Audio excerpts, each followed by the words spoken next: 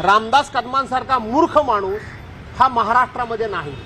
रामदास कदम हा प्रश्न विचारतो की मराठी माणसाकरता पक्षप्रमुख उद्धव बाळासाहेब ठाकरे यांनी काय केलं। अरे रामदास कदम, 2009 साली तू माझ्या विरोधात निवडणुकीमध्ये पराभूत झालास आणि त्यानंतर उद्धव साहेबांनी तुला विधान परिषदेचा आमदार केला, तो सुद्धा मुंबई महानगरपालिकेच्या नगरसेवकांमधून तुला आमदार केला। 2 वेळेला तू मुंबई महानगरपालिकेच्या नगरसेवकांमधून आमदार झालास। तू मुंबई करता काय केलंस हे सांगितलं पाहिजे। त्याऐवजी एका बाजूला आम्ही शिवसेना प्रमुखांचे भक्त म्हणून सांगायचं, आम्ही शिवसेना प्रमुखांचे शिवसैनिक म्हणायचं आणि त्या शिवसेना प्रमुखांच्यावर अस्लाद्य टीका करायच्या, अशा पद्धतीचे हे रामदास कदमांसारखे बामदास कदम, छमछम बारवाले, महिलांनी कमवायचे पैसे आणि ह्यांनी उडवायचे, ज्याला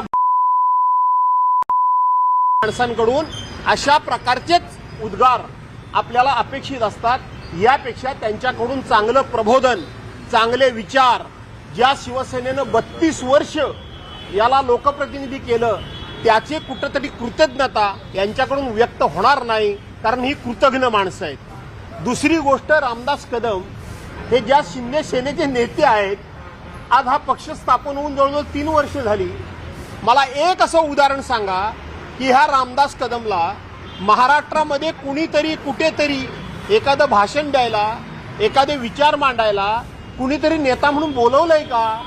आणि म्हणून अशा मेळाव्यांमधून भुंकल्याशिवाय रामदास कदमांसारख्या श्वानांना कोणी किंमत देत नाही।